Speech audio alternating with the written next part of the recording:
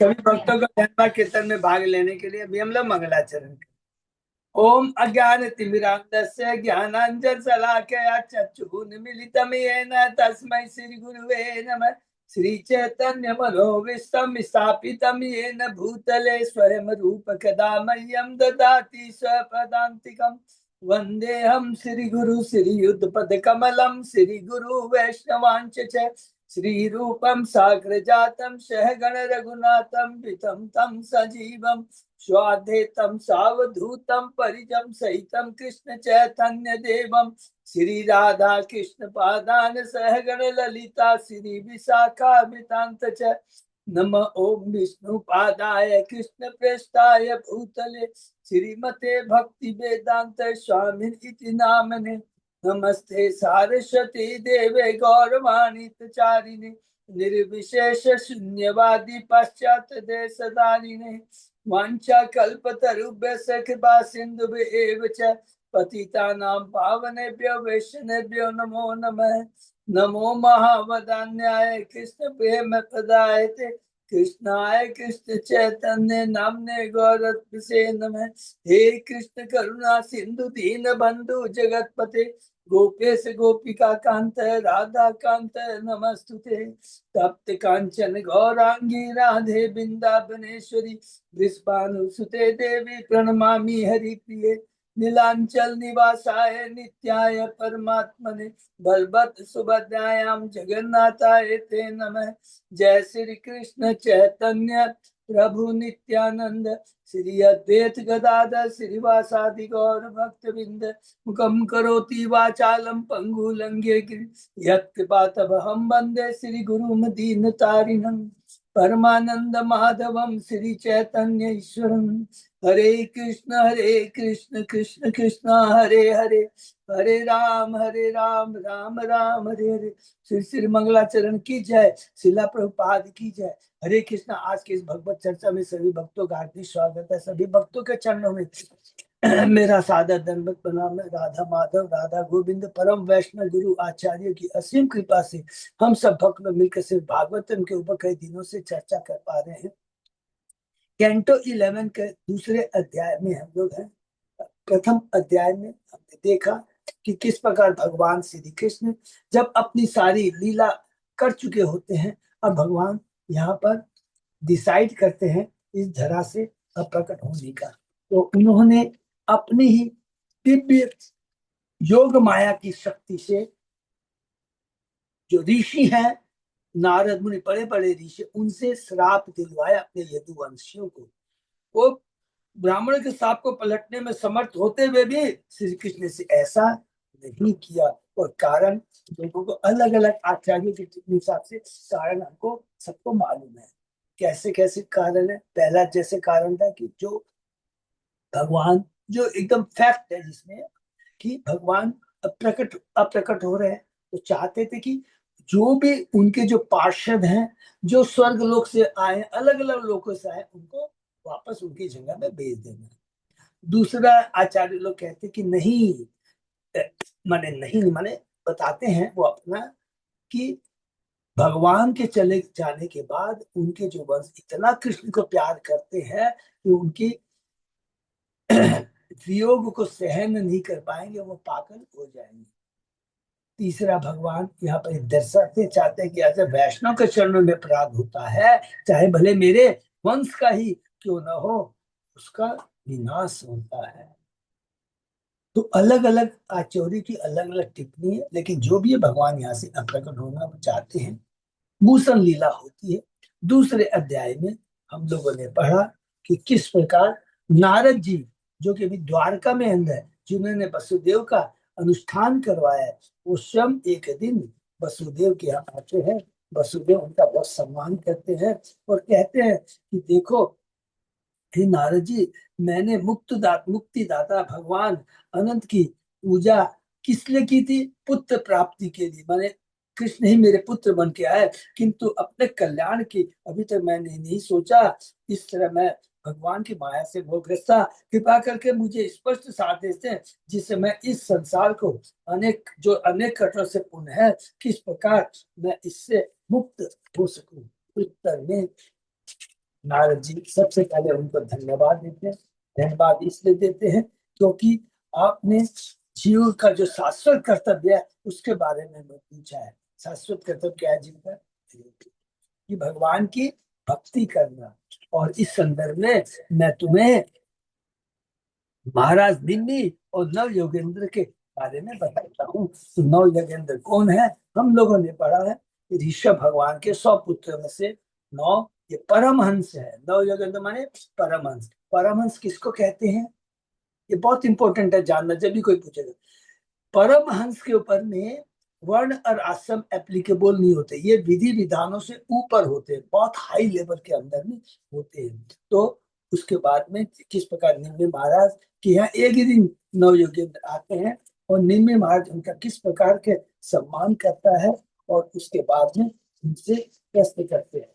तो पहला प्रश्न वो क्या करते हैं कि हे अघनो, मुझे बताए कि परम कल्याण क्या है, परम शुभ कार्य क्या है, कृपा करके बताइए कि भगवान की भक्ति के किस प्रवृत्त हुआ जा सकता है। तब कवि जो प्रथम नौ योगिंद्र में है वो बताते हैं। क्या क्या बताते हैं इसको? तो इसके अंदर में आप देखेंगे तो हम लोगों को उन्होंने ईश्वर तत्व, जीव तत्व, भौतिक जगत, मेनली यहाँ पर पे भगवान ईश्वर तत्व के बारे में बताया तीनों में से। भगवान और भगवान तो सबसे पहले बताते हैं कि देखो जो भगवान के चरणों में भक्ति करता है वो भय से मुक्त हो जाता है। भगवान के जो नियमों का पालन करता है वो सरलता से इस भवसागर से दूर हो जाता है। और अगर जो भक्ति करता है तो कितनी सुंदर बात कहते हैं कि अगर वो आंख मीच करके भी यदि चलता है तो वो लड़खड़ाएगा नहीं। हरि बोल। हरि नाम का किसका? हरि नाम ही सर्व मंगलकारी है। कोई भी चीज जो है इस ब्रह्मांड के अंदर में है कृष्ण से पृथक नहीं है। अगर हम उसको पृथक मानते हैं तो ये माया है। और उसके बाद में कहते हैं जो लास्ट हमने पढ़ा कि कभी क्या कहते हैं, जो भगवान की भक्ति करता है, भगवान के शरण में जाता है तो उसे भक्ति मिल जाती है नंबर 1, और भगवान का दर्शन हो जाता है, और तीसरा सारी भौतिक जगत से हर वस्तु से विरक्ति हो जाती है जो भगवान की सेवा। ये पहला कवि ने बताया। उसके बाद में फिर निम्मी नारद जी बताते हैं कि हे नारद जी, निम्मी महाराज ने दूसरा प्रश्न किया। दूसरा प्रश्न किया, वो कहते हैं कृपा कृपा करके मुझे भगवत भक्तों के बारे में बताइए। वे कौन से सहज लक्षण है जिसके द्वारा कहा जाए कि ये उत्तम भक्त है, ये मध्यम भक्त है, ये कनिष्ठ भक्त है। मैं अंतर समझना चाहता हूँ। तब हरि कहते हैं जो सबसे बड़ा, जो सबसे उत्तम भक्त होता है वो हर वस्तु के भीतर भगवान को दिखता है और भगवान को हर वस्तु के अंदर दिखता है। फलस्वरूप हर वस्तु में भगवान से संबंधित देखता है। कोई भी चीज, जो कि पहला श्लोक में जो हम लोगों ने कवि ने कहा था कि क्या है कि वो यदि कोई भी चीज को हम सोचते हैं कि ये भगवान से संबंधित नहीं है, इनडिपेंडेंट है, तो ये माया है। तो ये उच्च कोटि का जो भक्त होता है ना, उसमें ये गुण होते हैं, हर चीज में भगवान को देखता है और भगवान को हर चीज के अंदर देखता है। दोनों में थोड़ा अंतर है, समझ जाएंगे पूरा। हर चीज में भगवान को देखता है, जो भी चीज है। कैसे देखता है भगवान में? क्योंकि ये भगवान का ही प्रकट, बिना भगवान के कोई चीज नहीं आ सकती। सब शक्ति है और सब भगवान से प्रकट हुई। एक तो ये हुआ कि सब चीज में। और फिर क्या होता है, भगवान को सब चीज के अंदर में देखता है। तो ये सारी चीजें बताते हैं। और उसके बाद में आज और क्या बताते हैं, तो अभी हम किसके लिए बारे में चर्चा कर रहे हैं? हबीर क्या बता रहा है, ये इंपॉर्टेंट याद रखें। उत्तम भक्त, मध्यम श्रेणी का भक्त और कनिष्ठ भक्त। ये बहुत प्रैक्टिकली हमको काम आएगा, हमारे जीवन में एप्लीकेबल है। तो इसके बारे में आगे हबी क्या बताते हैं नव योगेंद्र महाराज को, हम लोग चर्चा करेंगे। ओम नमो भगवते वासुदेवाय। ओम नमो भगवते वासुदेवाय। ओम नमो भगवते वासुदेवाय। नारायण नमस्कृत्य नरं चैव नरोत्तमं देवी सरस्वती व्यासं ततो जयं उदीरये। नष्प्रायेषु भद्रेषु नित्यं भागवत सेवया भगवती उत्तम श्लोके भक्ति भवति नैष्ठिकी। कृष्णाय वासुदेवाय देवकी नंदनाय च नंद गोप कुमाराय गोविंदाय नमो नमः। आराधयो भगवान ब्रजेश तनय ततदाम वृंदावनम रमया काचिदुपासना व्रजवधू वर्गेण्य कल्पिता। श्रीमद्भागवतम प्रमाणम अमलम प्रेमापुमर्तो महान। श्री चैतन्य महाप्रभो मतमिदं तत् आदरो न पर। हरे कृष्ण कृष्ण कृष्ण हरे हरे, हरे राम राम राम हरे हरे। कैंटो 11 श्लोक नंबर, कैंटो 11 अध्याय 2 श्लोक नंबर 45 पे चल रहा है प्रभु जी। 45 चल रहा था ना तुम। तो ऐसा कनिष्ठ अधिक बहुत बहुत धन्यवाद अच्युत अध्ययदार प्रभु।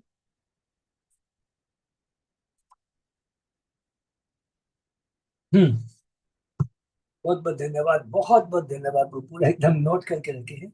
तो हम लोग किसके पास में पहला बता रहे हैं, उच्च कोटि का बात, परम जो भक्त होता है, हाँ, जो इसकी समझ में, माने वो ऐसे समझ सकते हैं वो परमहंस की अवस्था में, उसको कोई मतलब नहीं होता हर। और इसलिए जो उच्च कोटि का भक्त होता है वो प्रचार नहीं कर सकता। तो आपसे पूछेगा कि वो प्रचार क्यों नहीं कर सकता, क्योंकि वो अपने को बड़ा कनिष्ठ मानता है, हमेशा अपने को महान कनिष्ठ मानता। कनिष्ठ का मतलब मैं तुच्छ मानता कर, कि मेरे में कोई योग्यता नहीं है तो मैं कैसे प्रचार करूं, उसकी ये भावना रहती है, समझना। इसलिए वो प्रचार नहीं कर सकता। वो कहता है पहले मैं अपना तो करेक्शन करूं। और हमारे में उल्टी क्या है, जब हम 3 गुणों से बंधे होते हैं तो हम सोचते हैं हम सब कुछ जानते हैं, है? और हमको गर्व हो जाता है। लेकिन जो उच्च कोटि का बहुत महान होता है, तो उसी को आगे चर्चा करते हैं। कहते हैं प्रभुपाद जी अपने तात्पर्य में, ऐसा कनिष्ठ का गुरु जो धार्मिक उत्सव संपन्न करने तथा अर्चन की पूजा करने में लगा रहता है और वैष्णव की विशेषता उनकी जो भगवान के मिशन का प्रचार कर लगे रहते हैं प्रशंसा नहीं करता, वह उन लोगों को विशेष अच्छा लगेगा जो ज्ञान के शुष्क अनुसार से निरुचित। जब जीव सांसारिक शुद्धि विकसित कर लेता है तो वह गर्भ से निमित्त कर्म करने लगता है और अपने कर्म के फल से अपने को विरक्त करने लगता है। ऐसे विरक्त निमित्त कर्म से क्रमशः ज्ञान या बुद्धिमता का उदय होता है। जब वह ज्ञान प्रमुख हो उठता है तो पुण्यात्मा भौतिकतावादी व्यक्ति परोपकारी एवं दानशील कार्यों के प्रति आकृष्ट होता है और पाप कर्म को त्याग देता है। यदि वह भाग्यशाली हुआ तो वह दिव्य भगवत भक्ति के अनुकूल बन जाता है। ऐसा व्यक्ति भक्ति के भौतिक ज्ञान की इच्छा से कनिष्ठ अधिकारी की शरण में आ सकता है। यदि वह मध्यम योग्यता प्राप्त कर लेता है तो वह कृष्ण भक्ति के प्रचार कार्य में लगे वैष्णव के प्रति आकृष्ट होता है। और जब वह मध्यम भक्ति के पद पर पूर्णतः परिपक्व हो जाता है तो वह महाभागवत पद के प्रति आकृष्ट होता है। और जब कृष्ण की कृपा से उसे अपने हृदय में महाभागवत गुरु की उच्च स्थिति का दर्शन होता है। यदि कोई व्यक्ति क्रमशः भगवती करता रहता है तो वह परमहंस महाभागवत बन जाता है। हरि बोल। इस अवस्था में उसके सारे कार्य, उसकी गतिविधियां तथा प्रचार का एकमात्र कृष्ण की तुलसी में समर्पित रहते हैं। ऐसे शुद्ध जीव को गिराने की या उसे आच्छादित करने की शक्ति माया में नहीं रहती। हरि बोल। उपदेशामृत में श्री रूप गोस्वामी ने जीवन की इस अवस्था को भजन विज्ञ अनन्य अन्य निंदादि शून्य हृदय कहा है। क्योंकि महाभागवत भगवान योगेश्वर द्वारा शक्ति प्रद होता है, इसलिए उसमें अति देवी शक्ति होती है। जिससे देवी शक्ति मीन्स आध्यात्मिक दिव्य शक्ति होती है, जिससे वह मध्यम अधिकारी को जो उसके चरण पर चलता प्रेरणा तथा सफलता प्रदान कर सकता और कनिष्ठ अधिकारी को कम से मध्यम पद पर ला सकता है। ऐसी भक्ति में शक्ति शुद्ध भक्त के हृदय में प्राय करुणा के सागर के स्वयं उत्पन्न होती है। श्री भक्ति सरस्वती ठाकुर ने इंगित किया है कि महाभागवत में भगवान के सत्य को दंड देने की इच्छा नहीं रहती, प्रत्युत मध्यम अधिकारी तथा कष्ट अधिकारी को उन विरोधी जीवों की दूषित मनोवृत्ति को दूर शुद्ध करने के लिए प्रचार कार्य में लगाता है, जो इस भौतिक जगत को क्रमबद्ध कृष्ण से पृथक मानते। तो यहाँ पर पहले थोड़ा चर्चा करके फिर आगे चलते हैं। संक्षेप में पूरा तत्व पूरा ध्यान से सब सुनिए। कोई तो भौतिकतावादी इतना होता है फिर धीरे धीरे धीरे धीरे करके उसका ग्रेजुअली उसका इम्प्रूव होता है। तो क्या होता है कि उसके बाद में वो कोई भक्त से जुड़ता है तो वो कनिष्ठ अधिकारी रहता है। उसका में क्या रहता है, ओह, मंदिर में जाके भगवान की भक्ति करता है और बाहर में किसी को रेस्पेक्ट नहीं करता। फिर और धीरे धीरे उसका जब इम्प्रूवमेंट होता है तो वो मध्यम तब वो क्या करता है, चार बार बार वही चीज को रिपीट करेंगे। मध्यम श्रेणी में चार गुण होते हैं। पहला क्या है, वो अर्चा विग्रह की पूजा तो करता है, मंदिर में तो जाता है, फिर बाहर में आकर के और जो भक्त होते हैं ना उनका भी सम्मान करता है, उनसे मैत्री करता है, अपने बराबर के लोगों से मैत्री करता है, अपने छोटे होते हैं उनको आशीर्वाद देता है, अपने से जो बड़े होते हैं उनको प्रणाम करता है और प्रचार कार्य में वो लगता है। उसके बाद में वो क्या करता है, जो बेचारे भगवत भक्ति से टच में नहीं है उन पर कृपा करता है, उन पर करुणा करता है। और लेकिन जो प्योर नास्तिक है उनके मुंह नहीं लगता है, अर्थात उसकी उपेक्षा करता है। तो हम जैसे जो मध्यम ग्रेडी है तो हम लोगों को उपेक्षा करनी चाहिए। ये नहीं कि हम जोश में आकर के नहीं प्रचार कर तर्क करना शुरू कर दे, ये अपराध हो जाएगा। नाम अपराध में जो है ना, जो अभक्त है, उनको भगवान के नाम की महिमा का उपदेश नहीं, ये तो बच के करना। ये तो ये हो गया दो। उसके बाद में तीसरा है उत्तम भक्त होता है, जो कि हम लोग ने चर्चा किया। उत्तम भक्त अलग अलग श्लोक में बताया जाएगा, लेकिन प्रभुपाद जी की इतनी बड़ी कृपा है, पहले इस श्लोक में हम लोग चर्चा किसकी कर रहे हैं, उत्तम भक्ति, लेकिन तात्पर्य में वो तीनों के बारे में बता दिए, भौतिकतावादी के बता दिए, कनिष्ठ भक्त के बारे में बता दिया, मध्यम के बारे में, उत्तम के बारे में, परमहंस के बारे में, सबके बारे में प्रभुपाद जी ने यहाँ बता दिया। तो हम लोग बहुत अच्छे से समझ जाएंगे जो उत्तम श्रेणी का भक्त होता है वो क्या है, माया हिला नहीं सकती है ऐसे शुद्ध जी को। जैसे कि परमहंस जो होते हैं, महाभागवत होते हैं, उनको माने महाभागवत जो हो गए वो समझ लीजिए एकदम माने उत्तम, जो जिसमें हर चीज में भगवान को देखता है, भगवान में हर चीज को देखता है, किसी के कंप्लेन नहीं करता है। तो वो क्या करते हैं कि अपना केवल भगवान की भक्ति में रहते हैं, वो प्रचार कार्य नहीं कर सकते। उसके बाद में हमने परमहंस जो होता है उन पर कोई विधि विज्ञान एप्लीकेबल नहीं होता, एकदम पागलों की तरह दिखने में तो लगेगा पागल है। महाभागवत होते हैं वो बहुत उच्च कोटि के होते हैं। इसके लिए प्रभुपाद ने यहाँ पर लिखा है कि माया की भी ताकत नहीं रहते, उस शुद्ध जीव को गिराने की उनमें शक्ति नहीं होती है। तो ये हम लोगों ने पूरा पढ़ दिया है। आगे प्रभुपाद जी क्या कह रहे हैं, ऐसे अभागे जीव हैं जो भक्ति के क्षेत्र में कनिष्ठ अधिकारी की महिमा को नहीं समझ पाते, नहीं मध्यम अधिकारी की उच्चतर अवस्था की प्रशंसा कर सकते हैं तथा उत्तम अधिकारी की उच्च अवस्था को समझ सकते हैं। ऐसे अभागे लोग निर्विशेष मायावाद चिंतन के प्रति आकृष्ट होकर कंस, अघ, बक तथा पूतना के चरण चिन्हों का पूर्णतः अनुसरण करते हैं और इससे श्री हरि द्वारा मारे जाते हैं। इससे इंद्रिय भोक्ताओं का वृंद भगवान के संकल्पों में अरुचि रखे रहता है। तथाकथित स्वार्थ से विकृत अपनी दृष्टि के अनुसार प्रत्येक भौतिकतावादी विभिन्न योनियों में बारंबार जन्म तथा मृत्यु के रूप में अपने दुर्भाग्य का चुनाव करता ही बोल। जो न कनिष्ठ, देखिए कनिष्ठ अधिकारी भी है ना तो कम से कम भगवान की तो भक्ति तो करता है, लेकिन जो प्योर भौतिकतावादी रहते हैं, जो नास्तिक लोग रहते हैं, वो कभी भी भगवान के भक्तों का कोई भी सम्मान नहीं करते हैं।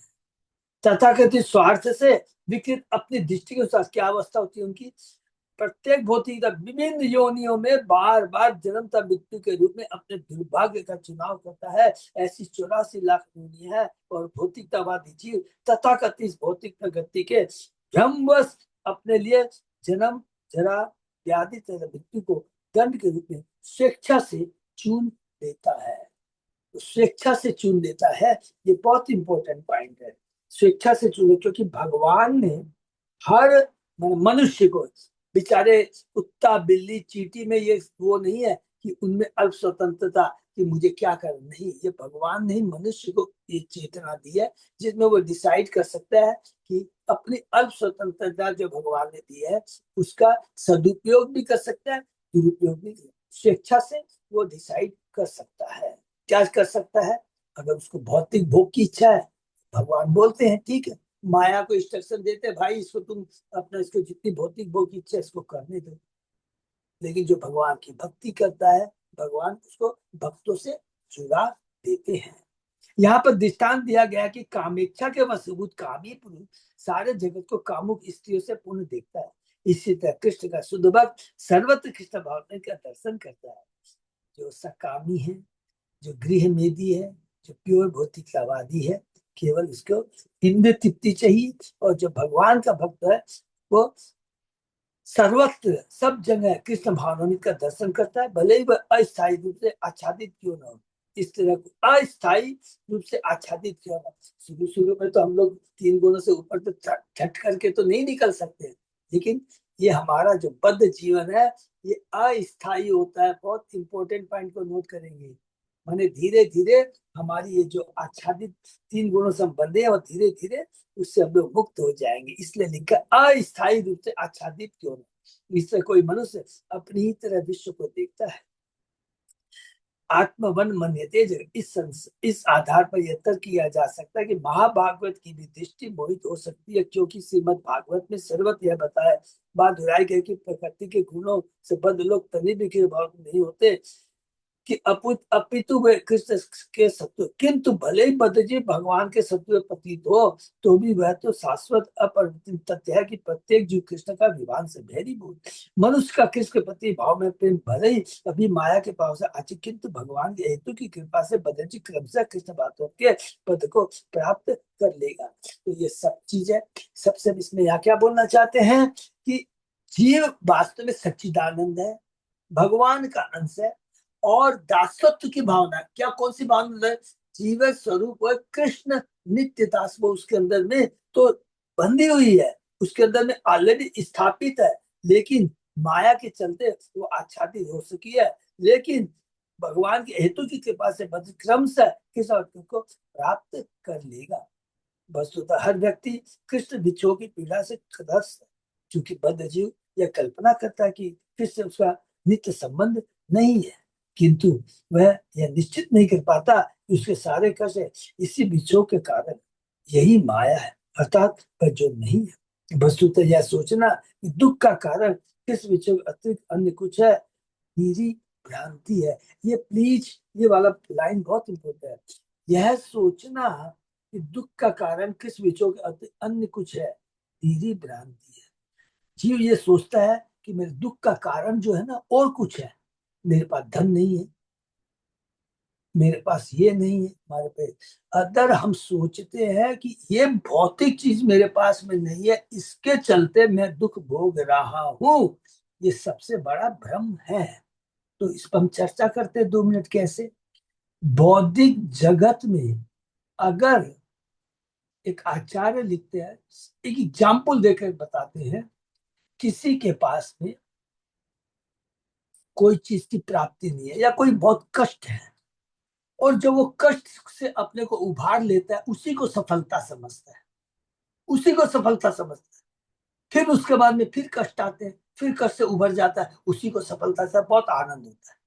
पैसे आज नहीं है, फिर उसके पास में पैसे आ जाते, देखो मैंने अपनी मेहनत से कमा दिया। लेकिन जो वास्तविक कष्ट है वो पूरा भ्रम है। क्या है वास्तविक कष्ट? अरे जन्म मृत्यु जरा व्याधि, ये वास्तविक कष्ट है। और इस अज्ञानता के चलते जीव केवल भौतिक कार्यों में लगा रहता है, अपना पूरा जीवन बिता देता है, शरीर छोड़ देता है, पुनः दूसरी माँ के गर्भ में वो पुनः आता है, स्थापित होता है, फिर निकलता है, फिर अपनी इसलिए ये चक्र चलता रहता है। अर्थात केवल भौतिक वस्तुओं के न होने से हम कारण हमारा कष्ट है, ये भ्रम है।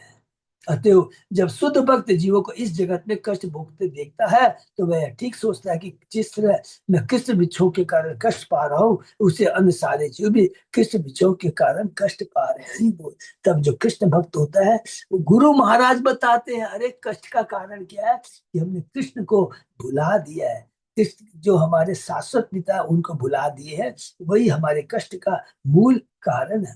अंतर इतना ही है कि शुद्ध भक्त अपनी हृदय वेदना के कारण को ठीक तरह से निश्चित कर पाता है, जबकि बद्ध जीव माया द्वारा मोहित होने से कृष्ण के साथ अपने निज संबंध को तथा इस संबंध की उपेक्षा से उत्पन्न असीम पीड़ा को नहीं समझ पा। कृष्ण भक्त तो जानता है, आज हम सब लोग नहीं जानते कि हम लोग को पूरा अच्छी तरह ज्ञान हो गया है ना, कि देखिए आज हमारे जो कष्ट पा रहे हैं तो क्या बोलेंगे, ये हमारे प्रारब्ध है।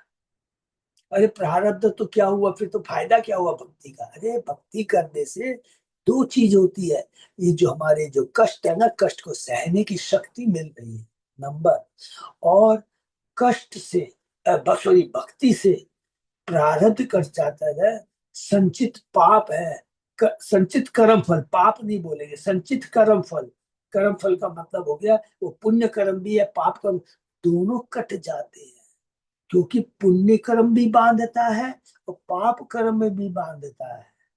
खाली फर्क इतना होता है कि पुण्य कर्म में हमको थोड़ा भौतिक कष्ट बने, सुविधाएं अच्छी होती है, पाप कर्म जो रहते हैं भौतिक कष्ट ज्यादा होते हैं, लेकिन रह तो जेल के अंदर ही है। लेकिन भक्ति करने से हमको समझ में आ गया है कि हमने प्रारब्ध में गलतियां की है, कोई बात नहीं है, गुरु का आशीर्वाद मिल चुका है, भक्ति में हम लग चुके हैं, तो धीरे धीरे ये सारे कष्ट अपने आप दूर हो जाएंगे।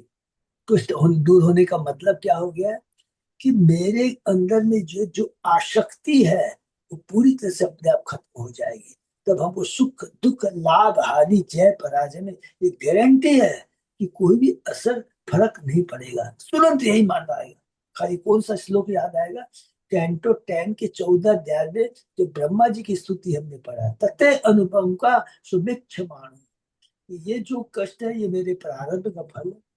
लेकिन इन कष्टों को सहते हुए अगर मैं भगवान की भक्ति को मैं अपने को कंटिन्यू रखता हूँ, तो उसके बाद में एक समय के बाद मैं भगवान के धाम जाने का अधिकारी बन जाऊंगा।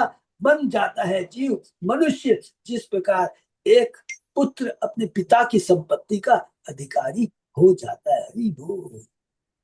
हरे शिव कृष्णा जी। प्रभु जी। हाँ माता जी बोलिए। प्रभु जी ये जो लाइन था ना, ये वस्तुतः यह सोचना कि दुख का कारण कृष्ण विच्छो के अतिरिक्त अन्य कुछ नहीं है, कि भगवान को भूलना ही ये दुख का कारण है। यस माता जी। ये तो फिर यहाँ पर निरी फिर भ्रांति है, ये क्यों बोल रहे हैं? वस्तुतः यह सोचना कि दुख का कारण किसी अतिरिक्त अन्य कुछ है, इसका मतलब ये है माता जी, जीव सोचता है कि मेरे दुख का कारण कृष्ण से कुछ मेरे, और है। हाँ और कोई है। अच्छा अच्छा, और हाँ, कोई और है। कोई कारण है। हाँ, तो जैसे हम लोग सोचते हैं, उदाहरण के लिए देखिए, ये बहुत एक एक लाइन को पढ़ते जाएंगे। उदाहरण के लिए क्या होता है, अभी हम आप लेकिन बात करें। असल में तो कृष्ण को भूलना ही दुख का कारण है। यस। हाँ। और ठीक है। उदाहरण के लिए किसी को छिपाना नहीं है, अपने को भगवान के सामने खुल के, यहाँ प्रभुपाद जी के सामने अपने को समर्पण करना के लिए क्या है। आज हम लोग भक्ति कर रहे हैं, तो कोई एक बार आपके पास बीच में आ जाएगा, अरे तुम कृष्ण भक्ति कर रहा फिर भी देखते थे कष्ट नहीं दूर हो रहे हैं, तेरा बच्चा पास नहीं हो रहा है ना, तो ये पूजा कर ले, ये ब्राह्मण के पास चले दे, ये तंत्र मंत्र दे देगा, तुरंत उसमें झुकाव आ जाता है। ये क्या है, हमारी भक्ति पतली है, दृढ़ निष्ठा नहीं है, निष्ठा दृढ़ निष्ठा नहीं है। दृढ़ निष्ठा नहीं है। करते करते आएंगे तो विश्वास कीजिएगा, नहीं, अरे मैं भक्ति कर पा रही हूँ, यही तो सबसे बड़ा सौभाग्य है। और ये जो कष्ट आ रहे थे मेरे प्रारब्ध के, अरे प्रारब्ध से है। पांडव को भी थे, पांडव के ऊपर थे। अभी जो मैं कर रहा हूँ जिसका बैंक अकाउंट मेरा एकदम बढ़ता चला जमा हो जाए, रहा है, जमा हो रहा है। और मेरे संग में जाएगा। ठीक है ना माता? हाँ हाँ। श्री जीव गोस्वामी ने निम्नलिखित श्लोक उद्धृत की है, जो भगवान के सर्वोच्च भक्तों के प्रेममय भाव को प्रस्तुत करने वाले हैं। श्रीमद् भागवत के 10 स्कंद में हरि बोल ब्रज देविया इस प्रकार कहती है, बनलता स्तरव आत्मनि विष्णु व्यंजन इव पुष्प फलादया प्रणत भार विटपा मधुधारा प्रेम हृष्ट तन्वो वृषु समान। वन की लताएं तथा वृक्ष फूलों तथा फलों के पूरे भार से अवनत होकर ऐसे लग रहे थे मानो अपने हृदय के भीतर भगवान विष्णु को प्रकट कर रहे, अपने शरीरों के रसो क्षेत्र प्रकट करते हुए वे मधु की वर्षा कर रहे थे। दसम कर्म में पुनः अन्यत्र कहा गया है 10, 21, 15 में, नद्य नद्य तदातर्थ उपदार्य मुकुंद गीतम आवर्त लक्षित मनोभव भग्न देगा आलिंगन इसिकतम कुर्मि भुजेर मुरारे गृहणन्ति पाद युगलम कमलोपहारा। मुकुंद की वंशी की तान सुनकर याद, सबको याद आ गया ना कि 21वें श्लोक में क्या है कि गोपियों द्वारा भगवान की वंशी का गुणगान करना, वो अध्याय उसमें गोपियां कह रही है। मुकुंद की वंशी की तान सुनकर नदियों ने बहना बंद कर दिया। इतनी याद है, हमने सुना था कि भगवान की वंशी को सुनकर केवल वहां के लोग ही नहीं, पहाड़, नदियां, सब लोग क्या हो जाते हैं, मुग्ध हो जाते हैं। यद्यपि भंवरों की उपस्थिति से नदियों के हृदय को अब भी निश्चित किया जा सके। नदियों ने अपनी लहरों रूपी भुजाओं से कमलों के पौधों का सहारा लेकर मुरारी के दोनों चरण कमल पकड़ लिए और इस तरह वे उनके आलिंगन में बद्ध हो गए। दसम स्कंद के अंतिम अध्याय में द्वारका की रानियां प्रार्थना करती है, जो लास्ट हमने पढ़ा था। मुररी विलप्सी त्वं वित निदान शेषे स्वपिति जगति रात्यमीश्वरो गुप्त बोध व्यमीव सखी कच्चित गाढ़ निर्मित चेता न लील नयन हासुदार लीला इच्छितेन। हे कुररी, अब बहुत रात हो गई, हर कोई सो रहा है, सारा संसार शांत है। इस समय भगवान सो रहे हैं। यदि उनका ज्ञान किसी भी परिस्थिति में अवसरित रहता तो फिर तुम क्यों नहीं सोती? तुम इस सारी रात क्यों विलाप कर रही हो? जी सखी, कहीं ऐसा तो नहीं है कि तुम भी हमारी तरह भगवान के कमल नेत्रों द्वारा उनकी मीठी मुस्कान तथा आकर्षक शब्दों से आकृष्ट हो? क्या भगवान के वे व्यवहार तुम्हारे हृदय को उसी तरह कोस रहे हैं जिस तरह हमारे हृदय को कोसते हैं? श्री विचित्र ठाकुर ने भी माता यशोदा को उत्तम अधिकारी के उदाहरण रूप में प्रस्तुत किया, क्योंकि माता यशोदा ने भगवान के वृंदावन की लीला के समय कृष्ण के मुख के भीतर सारे जीवों को देखा था। हरि बोल। यशोदा माता के बारे में निश्चित 100% उत्तम है, इसको कोई सोचना ही नहीं। श्री विश्वनाथ चक्रवर्ती ठाकुर ने अपनी टीका में यह भी अंकित किया है, अत्र पश्येदिति तथा दर्शन योग्य तेव विवक्षिता न तो यथा दर्शनस्य सार्वकालिकता। इस श्लोक में पश्य शब्द का अर्थ यह नहीं है कि कोई हर क्षण कृष्ण के स्वरूप को देख रहा है, प्रत्युत इसका अर्थ यह है कि उसे भक्ति का उच्च पद प्राप्त हो चुका है, जिस पर वह कृष्ण के रूप को देख सकता है या देख पाने में समर्थ। यदि केवल वे जो कृष्ण के स्वरूप को निरंतर देखते हैं उत्तरवादी माने जाए, तब तो नारद, व्यास तथा सुखदेव को सरोज भक्त नहीं माना जा सकता, क्योंकि वे भगवान को सदैव सर्वत्र नहीं देखते। निसंदेह नारद, व्यास तथा सुखदेव को शुद्ध भक्ति का सर्वोच्च मानदंड माना जाता है। असली योग्यता तत्व दीक्षा दिक्य अर्थात भगवान को देखने की भाव मिलता। हरि बोल। अतः भगवत गीता के इस कथन को कि भक्त को कृष्ण का सर्वत्र दर्शन करना चाहिए, यो मान प्रसिद्ध उस कामी पुरुष के उदाहरण के रूप में माना जा सकता है, जो सारे जगत को सुंदर से पूर्ण माने। इसी तरह मनुष्य को भगवान का दर्शन करने के लिए आध्यात्मिक दृष्टि से इतना उत्सुक होना चाहिए कि वह संपूर्ण ब्रह्मांड में कृष्ण तथा उनकी शक्ति के अतिरिक्त अन्य कुछ भी नहीं देखे। वासुदेव 1969 से प्रभुपाद ने कैलिफोर्निया विश्वविद्यालय के प्रोफेसर जे स्टाल के साथ हुए पत्र विहार में यह दावा किया था कि उनके सारे शिष्य, बहुत ध्यान से, जो कृष्ण भावनिधि में गहन कार्य का कड़ाई से पालन कर रहे थे, वास्तव में शुद्धल महात्मा थे जो वासुदेव स्वरूप का दर्शन कर रहे थे। हरि बोल। दूसरे शब्दों में, यदि कोई भगवान को पसंद करने की तीव्र इच्छा से कृष्ण भावना में निरंतर लगा रहता है और किसी दिन उसका सानिध्य प्राप्त कर लेता है, तो यह समझना हो कि उसने जीवन में कृष्ण के अतिरिक्त और कुछ भी नहीं है। किंतु श्री विश्वनाथ चक्रवर्ती ठाकुर ने हमें आगाह किया है कि सिद्धांत रूप में या शैक्षिक रूप में यह समझ लेने से ही कि कृष्ण इस सर्वे पर कोई उत्तम भक्त नहीं बन जाता, उसमें सचमुच कृष्ण के प्रति प्रेम उत्पन्न हुआ रहना चाहिए। तो यह लगभग समझ लेना चाहिए कि जो कोई भी उत्साह पूर्वक कृष्ण भावनी कार्यक्रम को अपनाता है और कृष्ण भावनी अंतरराष्ट्रीय समिति के प्रचार कार्य निश्चित से साथ बताता है, वो मध्यम आचार्य भक्त के पद पर कार्य करता है। जब ऐसा भक्त कृष्ण की सेवा करने तथा उनकी संगति करने इच्छा से अधिभूत हो जाता है, यहाँ तक कि वह इस ब्रह्मांड में अन्य किसी वस्तु के प्रति आकृष्ट नहीं होता, तो उसे उत्तम अधिकारी वैष्णव मानना चाहिए, जैसा कि इस श्लोक में उल्लेख हुआ है। तो सारे जो महाभागवत उत्तम अधिकारी जितने भी हैं, बड़े बड़े जितने भी हैं, हम लोग और किसी को देखने की दरकार नहीं है। अब आप गुरु महाराज के लिए क्या बोलेंगे? उत्तम अधिकारी है, मध्यम अधिकारी के लेवल में आके प्रचार कर रहे हैं। अभी गुरु महाराज का एग्जाम्पल दे देते हैं, गुरु महाराज की जो सिचुएशन में है।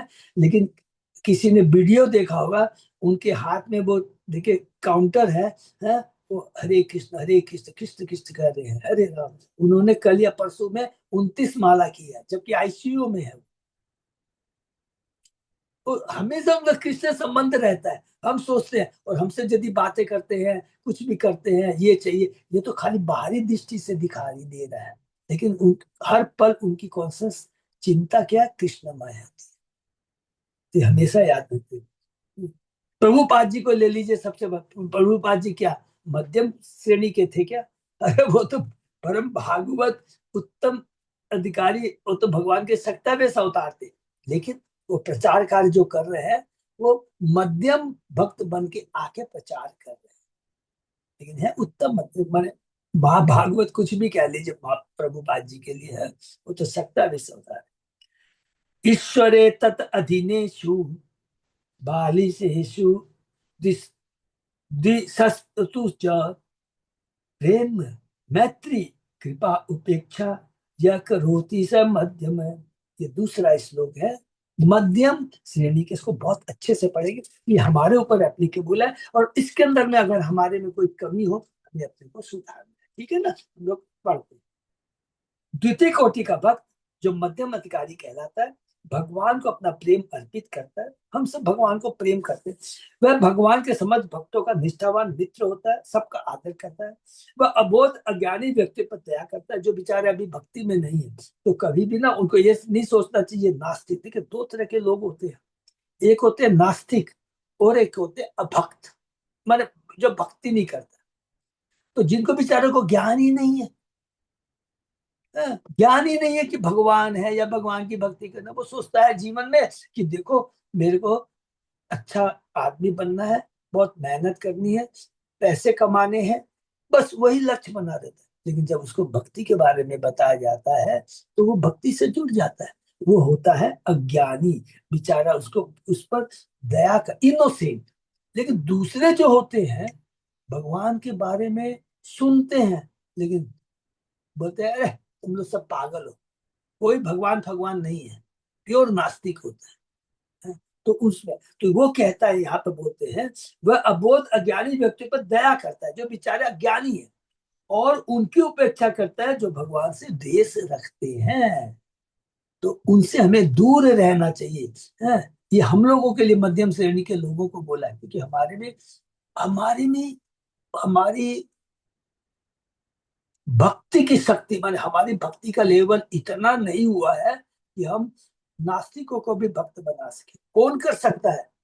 चैतन्य महाप्रभु कर सकते हैं। जगाई मगाई को उन्होंने भक्त बना दिया। हमारे में कैपेसिटी है क्या? तो इस चीज का ध्यान रखना है। माने किसकी बात करें? मध्यम ग्रेड।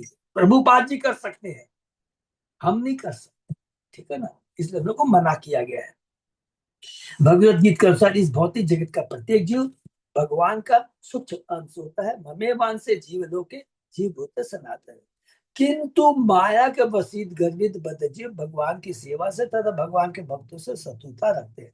वे भौतिकतावादी विषय पुरुषों को अपना नेता चुनते हैं, और इससे वंचकों तथा वंचकों के व्यर्थ समाज में व्यस्त रहता है, जिसमें एक अंधा व्यक्ति दूसरे अंधों को खाई में ले डालने लगता है। भगवान की बहुत बड़ी कृपा है कि हम उनसे दूर हैं। यद्यपि वैष्णव समुदायबद्ध जीवों को उनकी स्वाभाविक बेहतर स्थिति में लाने के लिए उत्सुक है, किंतु भौतिकतावादी जीव माया के प्रभाव से निष्ठुर हो जाता है और भगवत की कृपा को ठुकरा देता है। श्री भक्ति सिद्धार्थ सती ठाकुर के अनुसार, यद्यपि मध्यम अधिकारी भक्त अबोध बद्ध जीवों को उपदेश देने के उत्सुक रहता है, किंतु उसे नास्तिक व्यक्तियों से बचना चाहिए। हरि बोल। जिससे वह उनकी संगति से स्वयं क्षुब्ध या दूषित न हो। हरि बोल। ये बहुत इंपॉर्टेंट चीज है कि हमारा हम प्रयास करने जा रहे हैं। हमको बोला गया, गुरु महाराज से हम लोग दीक्षा लेते हैं, तो क्या बोलते हैं? हमें जो भी गुरु महाराज को मदद करना चाहिए हरि नाम का प्रचार करने के लिए। ये बात तो सही है। ये वो किसके लिए है? वो उसके लिए है जो बेचारे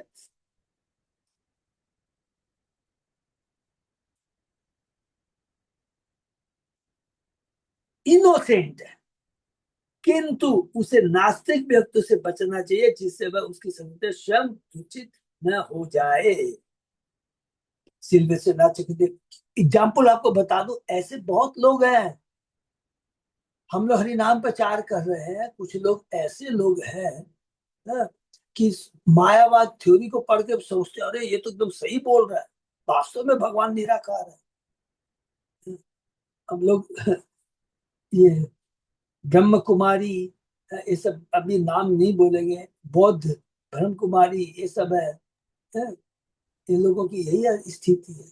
इनसे एकदम दूर रहना चाहिए, ज्यादा तर्क नहीं करना चाहिए, और अपने को ये नहीं दिखाना चाहिए कि नहीं मैं इनको तर्क करके इनको हरा दूं, सोचना नहीं चाहिए। श्री विश्वनाथ चक्रवर्ती ठाकुर ने पुष्टि की है कि वैष्णव को उन लोगों के प्रति उदासीन रहना चाहिए जो भगवान से ईर्ष्या करते हैं।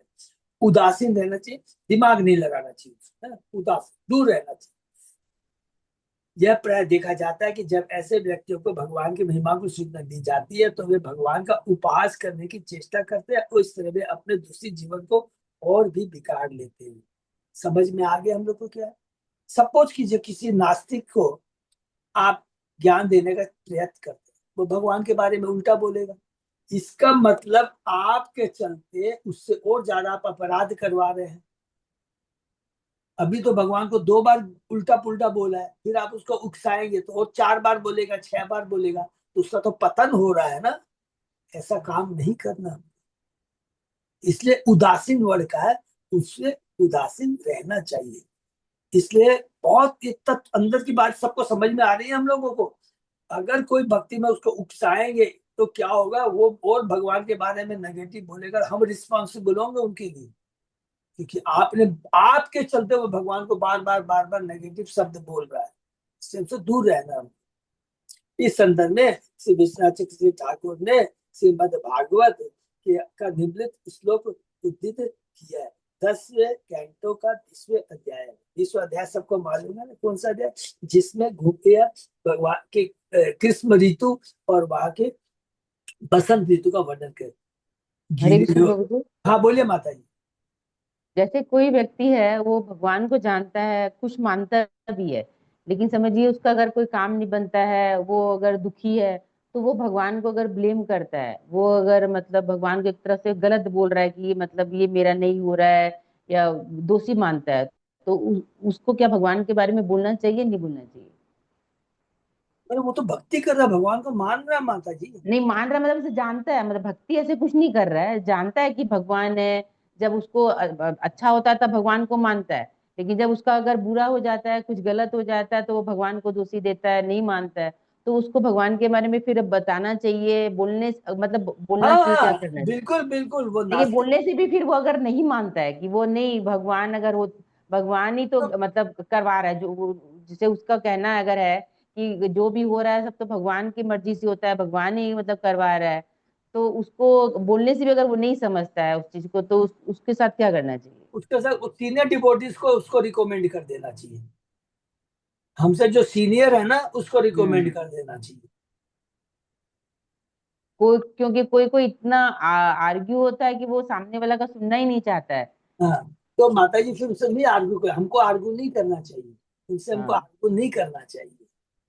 हाँ, जो कोई भी हमारे प्रयास से भगवान को नेगेटिव बोलना शुरू करता है, तो वो संक्षेप में ही आपको बता दिया, उनसे आर्गू नहीं करना चाहिए। हम्म। सिंपल चीज है, बिल्कुल ये बहुत बहुत सूक्ष्म बातें हैं। हाँ, फिर नहीं तो हम लोग क्या करते हैं, वैसे हम लोग को पहले बोला जाता था प्रभु उनसे आर्गू मत कीजिए, तो क्या करना चाहिए, आप अपने सीनियर डिपोटी से उसको मिला दीजिए। कैसे? बोले प्रभु आपको मैं तो नहीं समझा पा रहा हूँ, कोई बात नहीं, हमारे सीनियर डिपोटी से आपको मैं मिलवा देता हूँ। उसके बाद में उसकी इच्छा वो जाए या ना जाए, ठीक है ना। आप प्लीज, हम लोगों को तर्क नहीं करना। तो ऐसे व्यक्ति को मतलब किस श्रेणी में गिना जाएगा, नास्तिक गिना जाएगा या क्या बोला जाएगा ऐसे व्यक्ति को? माता जी इसको अब आपका ये जो क्या है कि आपने जैसे कहा कि नास्तिक तो इसलिए नहीं है कि वो तो भगवान को मानता है ना।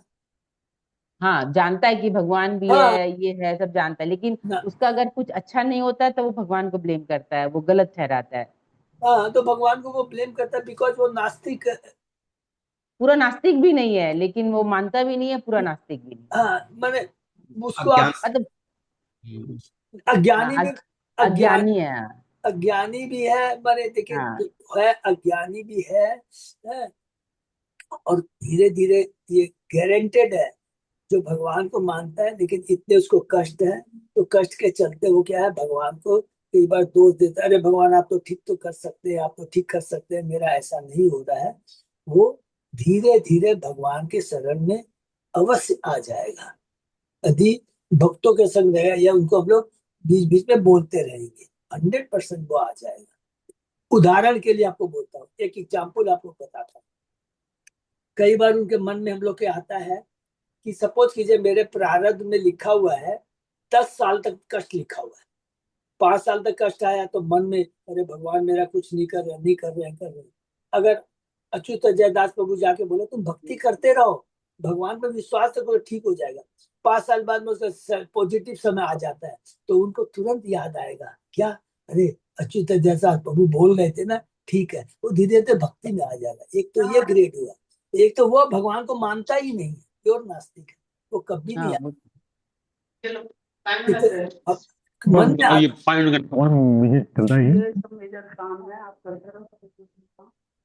ठीक अरुण है प्रभु, प्रभु, ठीक है। ठीक है, हम लोग आगे हाँ बढ़। थैंक यू प्रभु जी। हाँ। गिरियो मुच्यतोऽयं क्वचिन्न मुमुच्य शिवम, यथा ज्ञानामृतम का ज्ञान, सॉरी, गिरियो मुमुच्यतोऽयं क्वचिन्न मुमुच्य शिवम, यथा ज्ञान अमृतम काले ज्ञानिनो ददते नवा। कभी कभी शीत ऋतु में जल पर्वतों की चोट से गिरकर शुद्ध जल प्रदान करता है, और कभी कभी यह जल रुक जाता है। इसी प्रकार संत पुरुष कभी तो शुद्ध ज्ञान का वितरण करते हैं और कभी मौन हो जाते हैं। इस संदर्भ में श्री जीव गोस्वामी ने उल्लेख किया कि यद्यपि उत्तम अधिकारी भक्त कभी कभी ऊपर से असुरों के प्रति घृणा प्रदर्शित कर सकते हैं क्योंकि वे भगवान की लीला के रस में प्रविष्ट हैं, किंतु मध्य अधिकारी को ऐसे भाव से बचना चाहिए। यही नहीं, मध्य अधिकारी को चाहिए कि वह कभी भी शक्तिशाली नास्तिक, बहुत देखिए माता यह सुनिए, मध्य अधिकारी को चाहिए कि कभी भी शक्तिशाली नास्तिक श्रेणी के मनुष्यों की संगति न करे, जो एकदम भगवान को नहीं मानते, नास्तिक है। लेकिन जो बेचारा जैसे अच्युत जयदास प्रभु ने कहा, जो बहुत कष्ट में है ना, तो स्वतः ही मुंह से निकल जाता है। कोई तो होता है मुंह से नहीं बोलता, लेकिन कोई अंदर से तो मन में आता है, अरे यार मैं इतनी भक्ति करो, मेरा काम नहीं हो रहा है। हम लोग सकाम भक्ति कर रहे हैं, घबराना नहीं है, उसको नेग्लेक्ट 100% वो आएगा, ठीक है ना। लेकिन नास्तिक जो होता है उसके मुंह नहीं लगना चाहिए, क्योंकि इसका खतरा रहता है कि ऐसी संगति से उसका मन मोहग्रस्त हो सकता है। श्री विश्वनाथ चक्रवर्ती ठाकुर के अनुसार यदि कोई वैष्णव प्रचारक ऐसे व्यक्ति से आकर्षण मिलता है तो उससे ईर्ष्या करता है, तो उसे चाहिए कि वह ऐसे व्यक्ति से दूर रहे। ये हम लोग को फिर से रिपीट करता हूँ, ये किसके लिए है, नहीं तो फिर कंफ्यूज है। ये मध्यम ग्रेडी के भक्तों के लिए है, हम लोग जैसे उन लोगों के लिए। लेकिन अगर गुरु महाराज के संपर्क में आएगा तो गारंटेड है वो चेंज हो जाएगा,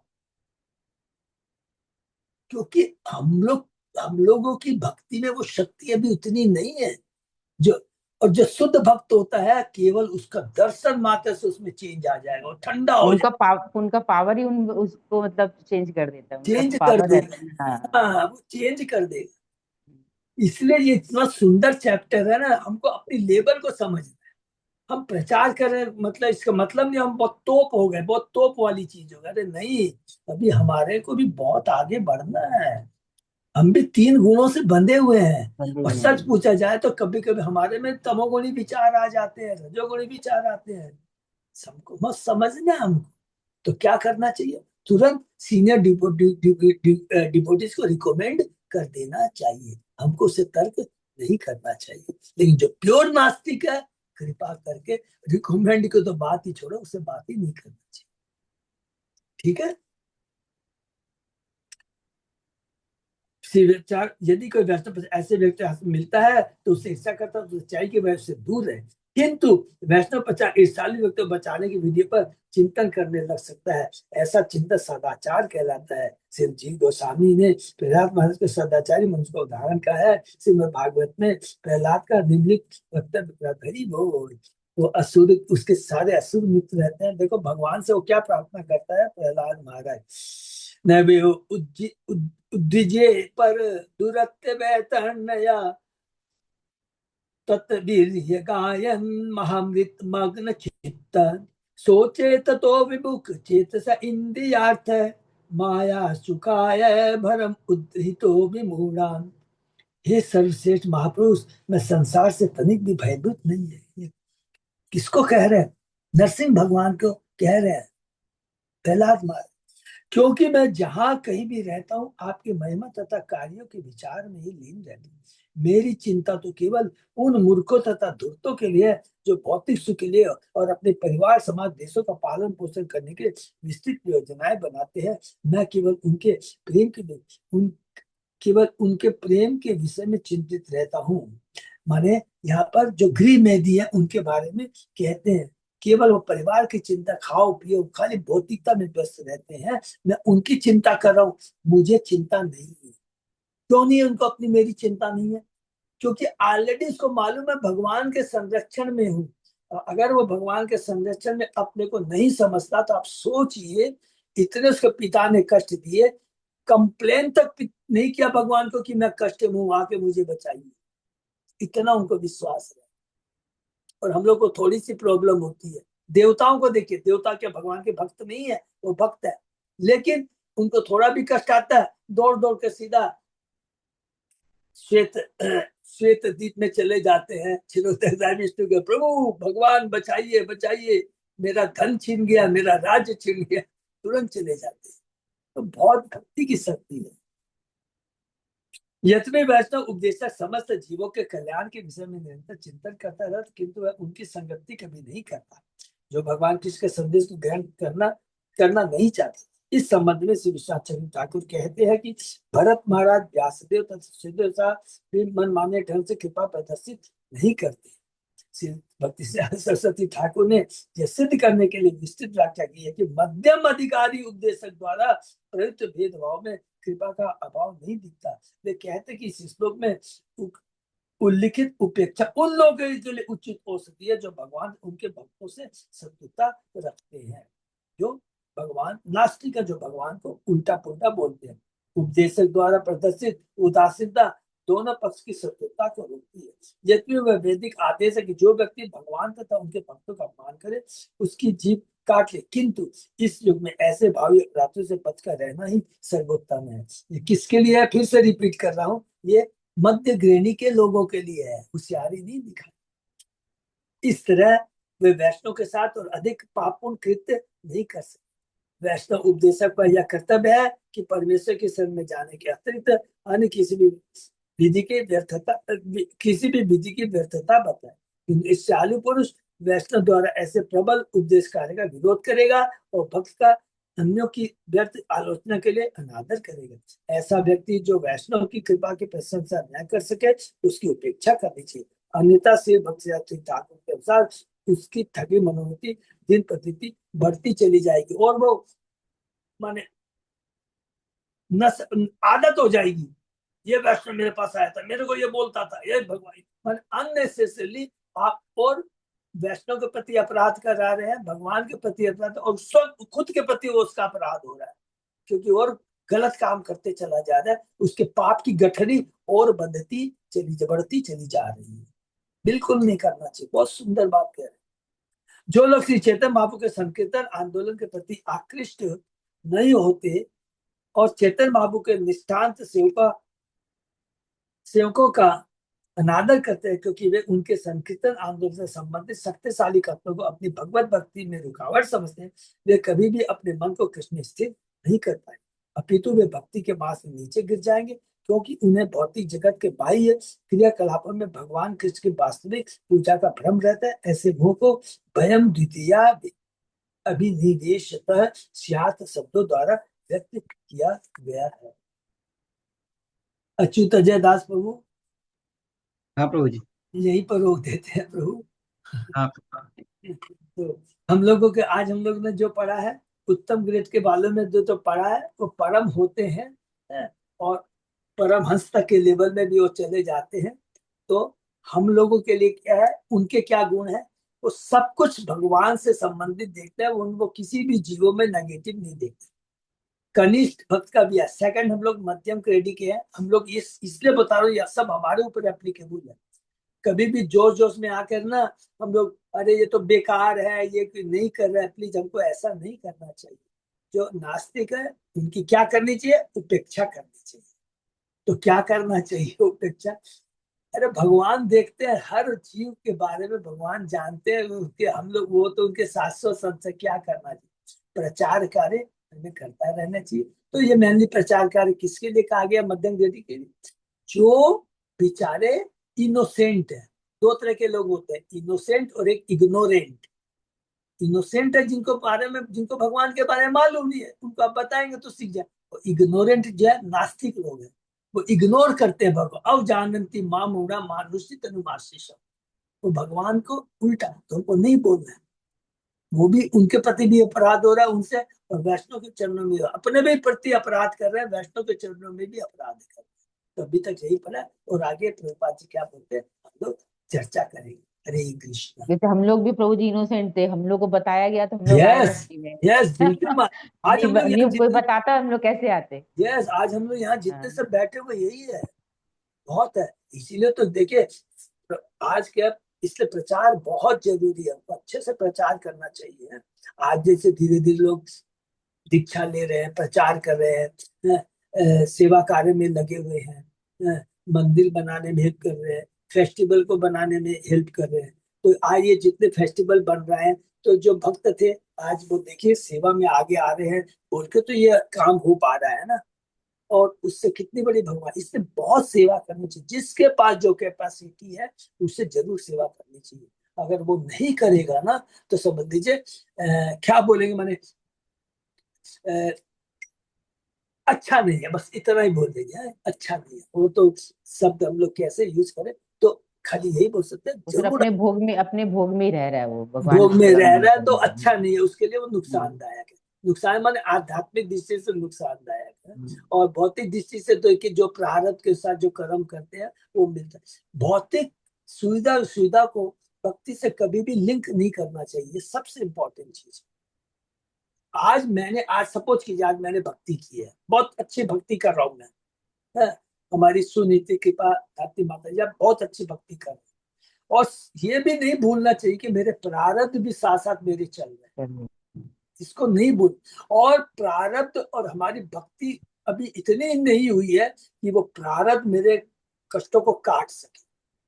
तो दोनों चल रहे हैं, तो हमको कष्ट भी आएंगे भौतिक और भक्ति भी। तो भक्ति का बैंक बैलेंस तो कहीं बिगड़ेगा नहीं, वो पक्का का पक्का रहेगा, सॉलिड कंपाउंडेड इंटरेस्ट के संग में आगे चलेगा। पूरा कंपाउंडेड इंटरेस्ट मिलेगा, ब्याज सहित मिलेगा। और ये धीरे धीरे जब अपने आप करते चले जाएंगे, खत्म हुई बात। एक जन्म दो जन्म कुछ भी हो सकता है, जो तो कोई नहीं जानता, इसलिए नर्वस नहीं होना। इसलिए भक्ति की तलवार को पकड़ के रखना, ये यही गीता का ज्ञान है। इसलिए कोई को भी कहे ना, और वो लड़का आदमी बहुत अच्छे से समझेगा, यदि उसको समझ में आ जाए अरे भक्ति करने से मेरे कष्ट, ये किसको बोलेंगे आप? जो नया नया है, जो नया नया। लेकिन आज हम जैसे अपने लेवल के हैं, उनको फिर बोलना देखो तुम भक्ति कर रहे हो ना, इसका फल बहुत सॉलिड है। और ये जो कष्ट आ रहे हैं, अरे पांडवों को भी तो कष्ट आए थे, द्रौपदी को भी कष्ट आए थे, किसको कष्ट नहीं आया था? लेकिन ये टेम्पररी, ये चिंता नहीं करना है। तो हर जगह देख करके उसके लेवल के अनुसार उसको समझाना हमको, ये मध्यम श्रेणी के भक्तों का कार्य है। ठीक है, ठीक है। हरे कृष्ण प्रभु जी। हाँ माता जी। ये भक्ति से ना बहुत सहन शक्ति आती है प्रभु जी। हरी बोल, बिल्कुल आती है। क्योंकि हाँ, हाँ, सहन शक्ति बहुत आती है। बहुत शक्ति आती है। और ये झूठी बात नहीं है। क्यों? बताइए क्या होता है इससे? भक्ति करने से हमारी चेतना जागृत होती है। तो जब उस जागृत चेतना में सच्ची बात सामने आती है, हाँ, कि नहीं ये मेरे कर्मों का फल है। अरे मैं ये भक्ति कर पा रहा हूँ भगवान की, देखिए कितनी बड़ी कृपा है। क्योंकि भगवान कह रहे हैं ये बात, और कोई दूसरा नहीं कह रहे। भगवान कह रहे हैं गीता में, कि देवी हेसा गुणिमयी मम माया तुझे मामे ये प्रपद्यंते माया तेरा अंतरंती थे। जो मेरी शरण में आ जाते हैं, अरे भौतिक जगत बहुत दुर्लभ है, लेकिन जो मेरी शरण में आ जाता है फिर उसका उद्धार हो जाता है। उद्धार हो जाता है। बहुत पावरफुल है प्रभु जी, बहुत भक्ति पावर, खुद बहुत भगवान पावरफुल है। नाम जप भक्ति, क्योंकि इससे हिम्मत, साहस, अपना बल सब कुछ बढ़ता है। बिल्कुल आता है माता जी। नहीं तो हम लोग क्या होता, यदि भक्ति नहीं मिलती तो गारंटीड है वो भी इस कलयुग में हम लोग नशा का, इधर उधर का गलत काम में लग जाते, नशे में लग जाते। मेरा काम क्यों नहीं हो रहा है, ये नहीं होगा, कैसे नहीं होगा, मैं देखता हूँ। तब तमोगुणी लेवल पे आ जाएंगे, फिर और मार खाते रहेंगे, मार खाते रहेंगे, गलत काम करते, शरीर छोड़ देंगे, अगला जन्म पशु का देंगे। इसलिए भक्तों का संग, एडवाइस बहुत जरूरी है। तभी तो हमको हिम्मत मिलती है। आज क्या हम लोग के पास कष्ट नहीं आ रहे हैं क्या? सबके पास इंडिविजुअल में कभी भी किसी भी कोई तरह के कष्ट तो आ ही रहे हैं ना। हिम्मत रख रखे, कौन हिम्मत रख रखा है? भगवान का हरि नाम, गुरु, ये सब हमारे को हिम्मत बना के रखे हुए हैं। ठीक है ना, इसको ध्यान। हरे कृष्णा। ये तो मेरा किसी का और किसी का बस। और आज स्नान यात्रा है तो थोड़ा सा जैसे मैंने कहा था कि मीटिंग हुई थी, मैं कह नहीं सकता कि हर कोई वहां जाए तो उसको एंट्री मिल जाए। मेंटली प्रिपेयर रहेंगे कि इस बार एक कार्ड में 4 की एंट्री है, तो प्लीज उसी चीज को माथे में बैठा के चलिएगा। तो फिर बाई चांस किसी से आ गया तो रोक दे या कुछ भी कर दे, तो थोड़ा लीडर के ऊपर में भी आ जाए।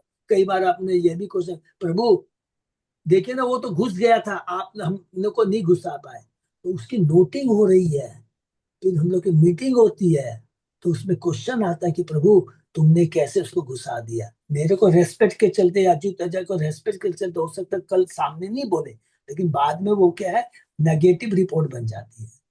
तो ये थोड़ा सा ध्यान रखिएगा प्लीज। हाँ, थोड़ा सा सब लोग। और मंदिर में भी है, ऐसा कुछ नहीं है। हाँ? तो फिर भी हम लोग चेष्टा कर रहे हैं ज्यादा से ज्यादा लोग आ पाए, जितने भी हमारे पास का है। हरे कृष्णा प्रभु जी, दंडवत प्रणाम प्रभु हरे जी। कृष्णा, धन्यवाद। हरे। और अच्छी तरह दास में कुछ बोलना है आपको प्रभु? नहीं बस प्रभु जी, बस सबको स्नान यात्रा में सब साथ। बिल्कुल। तो हम लोग चेष्टा करेंगे सब लोग एकोमोडेट कर पाए, तो उसके लिए अच्छी तरह प्रभु बहुत प्लानिंग कर रहे हैं कि किसके पास कितने कार्ड है, कैसे कैसे करके सबको हम लोग एकोमोडेट कर पाए। ठीक है ना? तो प्रभु के संग टच में रहिएगा तो सारी सही रिपोर्ट मिल जाएगी। Thank you. हरे कृष्ण। यही तो मेरा। हरे कृष्णा प्रभु जी, मंदिर में स्नान यात्रा कितना बजे से आरंभ होगा? प्रभु 4:30 से 4:30 से। 4:30। हरे थैंक यू। हरे कृष्ण। वक्त का बहुत बहुत धन्यवाद। 4 से विराम देते हैं। कल सुबह 7 बजे।